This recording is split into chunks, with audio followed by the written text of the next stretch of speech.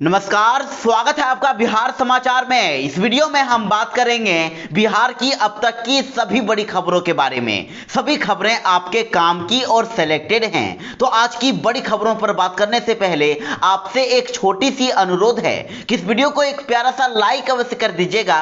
आपका एक लाइक करना ही हमारी मेहनत का फल होता है। तो चलिए शुरुआत करते हैं आज की पहली बड़ी खबर से। बिहार में आज फिर तबाही आने वाली है। मौसम विभाग के द्वारा आज भी पूरे बिहार में भयंकर बारिश का खतरनाक अलर्ट जारी कर दिया गया है और साथ ही कहा जा रहा है कि ऐसी ही बारिश और अगले 5 दिनों तक होने वाली है। देखिए, मौसम विभाग ने सावधान किया है कि बिहार में 26 या 28 जुलाई तक भारी बारिश, आंधी तूफान के साथ ही तेज वज्रपात होने की काफी ज्यादा संभावना है। तो वहीं मौसम विभाग के मुताबिक उत्तर बिहार के पूर्णिया, कटिहार, किशनगंज, अररिया, मधेपुरा, सुपौल, सहरसा, खगड़िया और बेगूसराय तथा दक्षिण पश्चिम बिहार के बक्सर, भोजपुर, रोहतास, भभुआ, औरंगाबाद, जहानाबाद और अरवल में काफी ज्यादा बारिश होने वाली है। यहां पर सबसे ज्यादा खतरा है। इन जिलों के लोगों को सावधान रहने की अपील की गई है और कहा गया है कि सावधान रहें और सतर्क रहें। अगले 24 घंटों में यहां पर भारी से भारी बारिश होने वाली है। ऑक्सीजन की कमी से नहीं हुई एक की भी मौत वाले बयान पर अब भड़क गए तेजप्रताप यादव। कहा कि आंकड़ा निकाला जाएगा तो सरकार की हेकड़ी निकल जाएगी। जी हां, कोरोना की दूसरी लहर के दौरान आपने मरीजों की सिसकियां लेती हुई दर्दनाक तस्वीरें देखी होगी। कई लोगों ने तो सिर्फ इस वजह से दम तोड़ दिया क्योंकि समय रहते हुए उन्हें मेडिकल ऑक्सीजन नहीं मिला। लेकिन केंद्र सरकार ने राज्यसभा में लिखित जवाब में कहा है कि ऑक्सीजन की कमी से किसी की भी जान नहीं गई है। दरअसल राज्यसभा में सरकार से जब यह सवाल पूछा गया कि ऑक्सीजन की कमी से कितने मरीजों की मौत हुई, तो जिस पर सरकार ने जवाब दिया है कि ऑक्सीजन की वजह से एक की भी मौत नहीं हुई है। लेकिन इधर अब केंद्र सरकार के कोरोना महामारी के दौरान ऑक्सीजन की कमी से किसी के मरने की कोई सूचना वाले स्वास्थ्य राज्य मंत्री डॉक्टर भारती प्रवीण पवार के बयान पर अब सियासत तेज हो गई है और जवाब पर अब विपक्ष ने सरकार को घेरना शुरू कर दिया है। और इसको लेकर अब तेजप्रताप यादव ने सरकार के ऊपर जनता को झूठ बोलकर गुमराह करने का आरोप लगा दिया है। और तेजप्रताप यादव ने कहा है कि हम ऐसा कैसे मान लें कि ऑक्सीजन की कमी से किसी की भी मौत नहीं हुई है। लगातार लोगों की मौत हुई है और यहां तक कि हमारे विधानसभा क्षेत्र हसनपुर में भी ऑक्सीजन की कमी से लोगों की मौत हुई है और सरकार अब इसे छिपाने की कोशिश कर रही है। जनता भली भांति जानती है कि किस तरह बिहार के लोगों के साथ और खास करके युवाओं और नौजवानों को ठगा जा रहा है। तेजप्रताप यादव ने कहा कि सरकार कह रही है कि ऑक्सीजन की कमी से किसी की भी मौत नहीं हुई है और अगर ऑक्सीजन की कमी से मरने वालों का आंकड़ा निकाला जाएगा तो सरकार की बोलती बंद हो जाएगी, इनकी हेकड़ी निकल जाएगी। उन्होंने कहा कि ऑक्सीजन की कमी से एक की भी मौत नहीं हुई है, ऐसा कहना सरासर गलत है। सरकार लोगों को झूठ बोलकर गुमराह करने का काम कर रही है। जदयू और बीजेपी में फिर से घमासान शुरू हो गई है। एनडीए में खेल जारी हो गया है। जदयू ने अपने ही नेताओं को कहा है कि बीजेपी के साजिश ने चुनाव हराया, सावधानी से काम करिए। देखिए, फर्स्ट बिहार झारखंड की खबर में कहा जा रहा है कि भले जदयू और बीजेपी में अभी शांति नजर आ रही है, लेकिन अंदर ही अंदर आग जोर से सुलग रही है। और जदयू ने एक बार फिर से आधिकारिक तौर पर कह दिया है कि चुनाव में जनता ने नहीं, साजिशों ने हराया है। और जदयू ने अपने ही नेताओं को कहा है कि जिन साजिशों ने चुनाव हराया है उससे सावधान रहिए। दरअसल जदयू की बैठक में विजय चौधरी ने कहा है कि पिछले विधानसभा चुनाव में अगर जदयू की हार हुई है तो उसके लिए साजिश जिम्मेवार है। और फर्स्ट बिहार झारखंड की खबर में कहा जा रहा है कि जदयू सीधा सीधी बीजेपी पर आरोप लगा रही है। बिहार के शिक्षा मंत्री ने कर दी एक बड़ी घोषणा।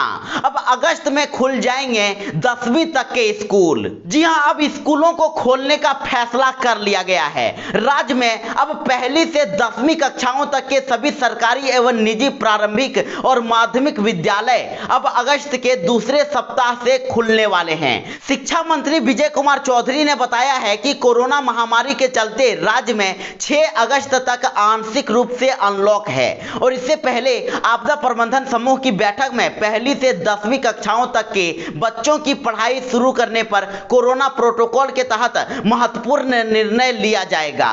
यानी कि बिहार में अब अगस्त के दूसरे सप्ताह यानी कि 7 अगस्त से ही कक्षा 1 से लेकर 10वीं के विद्यार्थियों के लिए सभी स्कूलों को खोल दिया जाएगा।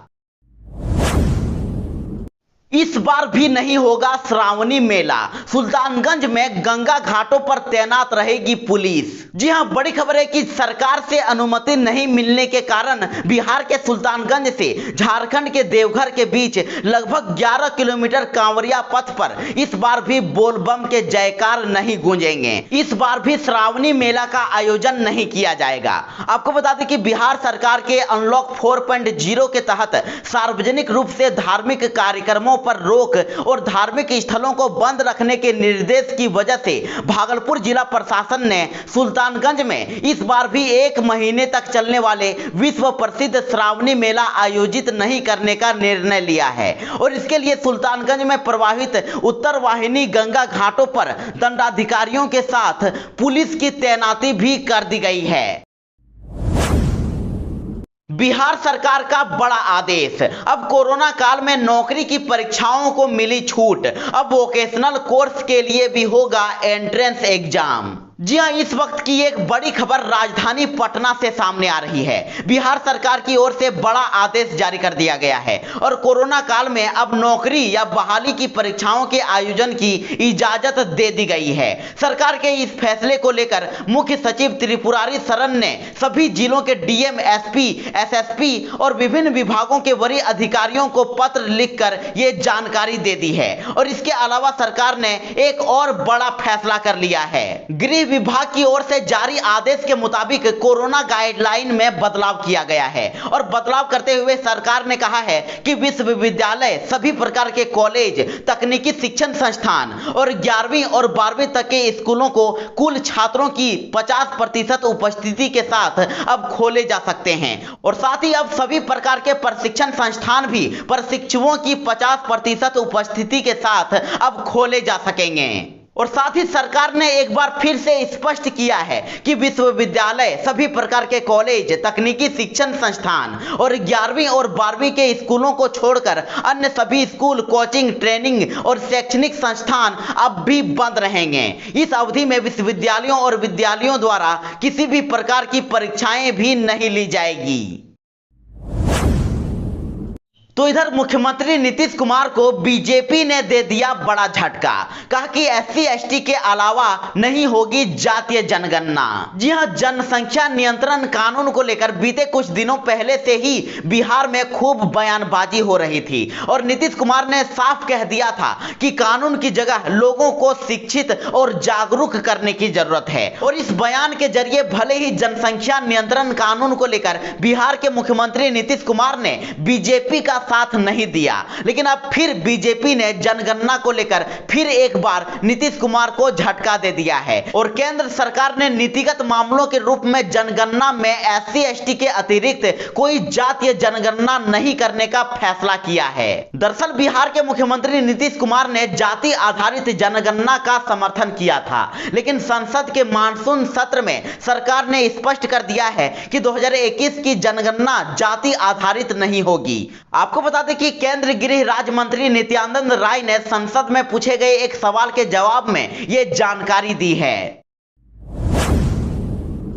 भूमि विवाद सुलझाने के लिए अब बड़ा कदम उठाएगी बिहार सरकार। अब पुश्तैनी जमीन का इस तरह से होगा बंटवारा। जी हां, राज्य सरकार अब आपसी सहमति के आधार पर भूमि विवाद सुलझाने की कोशिश करेगी और इसके लिए कानून बनाने पर भी विचार चल रहा है। राजस्व एवं भूमि सुधार मंत्री रामसूरत राय ने बुधवार को यह जानकारी दी है। उन्होंने ये बताया है कि मामूली बातों को लेकर भूमि विवाद हो रहा है और इससे कानून व्यवस्था पर असर पड़ रहा है और जमीन का उपयोग भी अब बाधित हो रहा है। उन्होंने कहा कि राज्य सरकार विचार कर रही है कि सहमति आधारित जमीन बंटवारा को कानूनी रूप दिया जाए और फिलहाल उसके प्रारूप पर विचार हो रहा है। पुश्तैनी जमीन के बंटवारे में अड़चन विवाद का सबसे बड़ा कारण है और अब यह हो सकता है कि बिहार के बहुमत सदस्यों की राय को अब कानूनी रूप दिया जाए। किसी परिवार में अब 10 सदस्य हैं तो उनमें से कम 6 सदस्य बंटवारा के किसी एक स्वरूप पर सहमत हैं तो ऐसे मामले में सहमति पत्र तैयार करके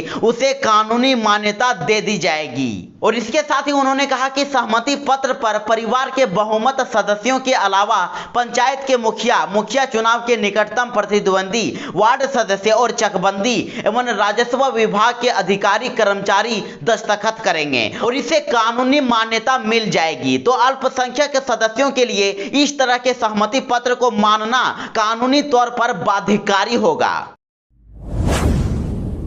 अगर आप भी पटना में चोरी का बिजली जलाते हैं तो आपको भी सावधान हो जाने की जरूरत है, क्योंकि ये खबर सुनकर आपको भी 440 वोल्ट का झटका लग सकता है। जी हां, अगर आप भी पटना में रहते हैं और चोरी का बिजली जलाते हैं तो अभी से ही आप सावधान हो जाइए, क्योंकि खबर आ रही है कि बिजली चोरी करने के आरोप में 9 लाख रुपए का जुर्माना ठोका गया है। दरअसल बिजली चोरी करने वालों के विरुद्ध इन दिनों ताबड़तोड़ कार्रवाई की जा रही है, फिर चाहे वो राजधानी पटना का शहरी इलाका हो या फिर ग्रामीण क्षेत्र, हर जगह बिजली चोरी के जुर्म में सख्त एक्शन लिया जा रहा है और उनके ऊपर कानूनी कार्रवाई की जा रही है। विद्युत विभाग की टीम छापेमारी करके लोगों को गिरफ्तार कर रही है और साथ ही लाखों रुपए का जुर्माना भी ठोका जा रहा है। तो अगर आप भी पटना के रहने वाले हैं और चोरी का बिजली यूज करते हैं तो अभी से ही आपको सावधान हो जाने की जरूरत है। बिहार के 21 अनुमंडलों में खुलेगी नई अदालतें, लंबित मुकदमे होंगे कम। जी हां, बड़ी खबर है कि बिहार सरकार ने जिला और इससे नीचे की अदालतों में लंबित पड़े मुकदमों को कम करने के लिए 21 नए अनुमंडल स्तरीय न्यायालय खोलने का निर्णय लिया है और इन अनुमंडल स्तरीय कोर्ट खोलने से संबंधित प्रस्ताव पर विधि विभाग से मंजूरी दे दी गई है और अब यह प्रस्ताव हाईकोर्ट के पास अंतिम निर्णय के लिए गया हुआ है। तो वहां से मोहर लगने के बाद अब इन न्यायालयों को खोलने की कवायद शुरू हो जाएगी। आपको बता दें कि वर्तमान में राज्य के 101 अनुमंडल में 21 अनुमंडल ऐसे हैं जहां न्यायालय नहीं है और जिला न्यायालय में ही अभी अनुमंडल स्तरीय न्यायालय समाहित हैं। तो अब इनके खुलने के बाद राज्य के सभी अनुमंडलों में अनुमंडलीय न्यायालय हो जाएंगे और साथ ही आपको बता दें कि इन 21 नए न्यायालयों के लिए 8 सब जज और मुंसिफ के अलावा 128 अराजपत्रित अधिकारियों के पद का सृजन भी कर दिया गया है और न्यायालय खुलने के अंतिम आदेश जारी होने के साथ ही इन पदों को भरने की प्रक्रिया भी शुरू कर दी जाएगी।